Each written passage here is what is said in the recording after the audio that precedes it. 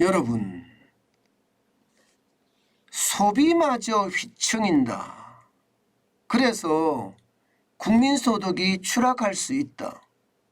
이 말이 여러분 사실일까요? 여러분 이걸 한번 보시죠. 사실일 가능성이 굉장히 높습니다.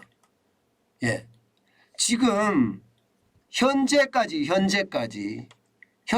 보면 2022년 올해입니다. 올해 1인당 국민소득 증가율을 전망을 했는데 한국경제연구원에서 말입니다.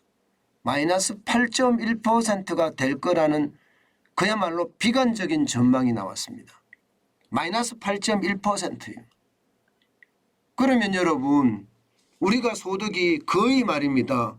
100만 원 벌던 게 이제는 뭐 91만 9천 원을 번다는 이야기가 되는 거예요. 91만 9천 원을 벌으면 여러분 소비할 수 있겠습니까? 안 그래도 금리를 하도 올려서 지금 이자 폭탄이란 말이 여기저기서 나오는데 예, 지금 소득마저도 줄어들면요. 소비는 최악으로 갈 수밖에 없습니다. 실제 말입니다. 여러분 이것을 한번 보세요. 예, 한국경제연구원과 이게 한국은행이 조사한 내용입니다. 예, 지금 보시다시피 작년에 35,373달러라는 숫자가 1인당 국민 총소득이었습니다. 1인당 국민 소득이었어요. 그런데 2022년 올해입니다. 32,497원까지 떨어질 거다 이렇게 이야기합니다. 8.1% 감소한 폭입니다. 이게 여러분 국민소득이 연간 국민소득이 감소하는 경우는 거의 없습니다. 거의 없어요. 보시는 것처럼 말입니다. 2020년부터 12,179달러에서요. 2021년까지 21년 동안 계속 성장입니다. 그런데 올해 떨어지는 거예요. 올해.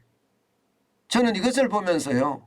도대체 문재인 정부가 경제정책을 어떻게 했느냐.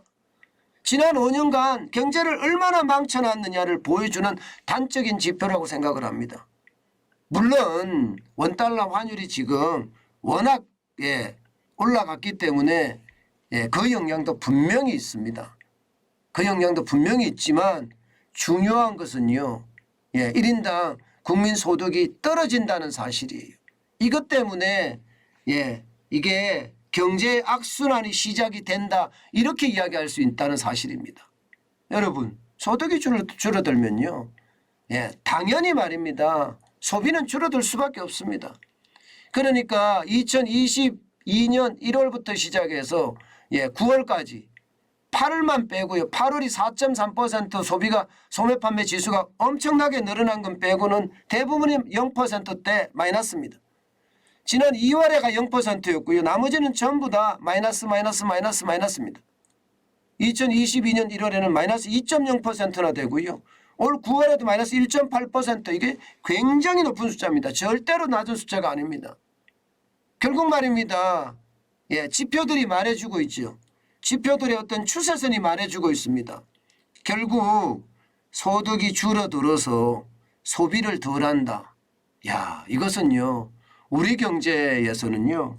아마 최악의 상황으로 몰려갈 가능성 저는 크다고 생각해요. 일반적으로 여러분 지금 수출이 무너졌기 때문에 수출이 계속 무역적자를 계속 지금 하고 있잖아요. 이럴 때는 소비라도 지금 좋아져야 돼. 소비라도. 소비를 더 많이 할 수 있는 그런 방안도 나와야 되고요.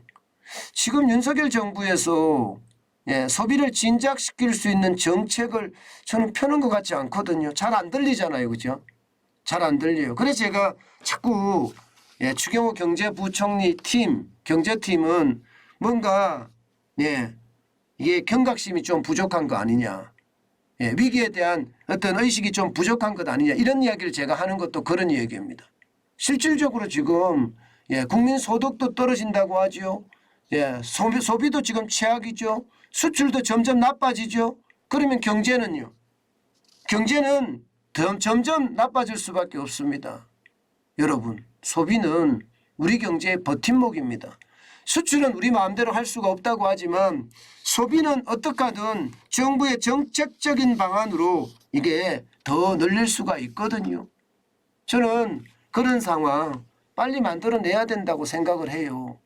예, 그래서 더 안타깝습니다. 이 경기의 악순환으로 추락할까 봐 말입니다. 실제 전국경제인연합회에서 조사한 내용을 보면 말입니다. 하반기에 나는 지출을 덜 하겠다. 이렇게 이야기하는 사람이 59.7이에요. 59.7. 60%나 된다는 거예요. 그러면 10명 중에 적어도 6명이 말입니다. 나는 지출을 덜 할 거야. 절약할 거야. 이렇게 생각한다는 거거든요. 이것은요, 악순환의 시작입니다. 여러분, 소비가 줄어들면 기업은 어떻게 할까요? 생산을 늘릴 수가 없습니다. 심지어 말입니다. 소비가 많이 줄어들면 기업 입장에서는 가격도 할인을 해야 돼요. 가격도. 재고가 계속 쌓이니까 재고를 쌓아놓고 못 살잖아요. 예, 가격도 할인해서 지금 밀어내야 되거든요. 그러면 기업 입장에서는 투자를 늘릴 리가 없습니다. 당연히 일자리는 더 증가하지 않는 거고요. 일자리가 증가하지 않는다. 이거는 경제에서 가장 나쁜 일이라고 제가 말씀을 드렸지 않습니까? 그런데 일자리가 감소한다. 이것은요, 결국 경제의 악순환이 시작이 된다는 이야기예요. 경제의 악순환이. 그래서 저는 참 심각한 양상이 지금 벌어지고 있다. 이런 생각 진짜 많이 합니다. 그만큼 말입니다. 우리 경제에 소비만큼 중요한 게 없는데 소비가 버텨줘야 되는데 지금 버티지 못하는 그런 상황으로 가는 것은 아닐까. 저는 다시 한번 생각을 해봅니다.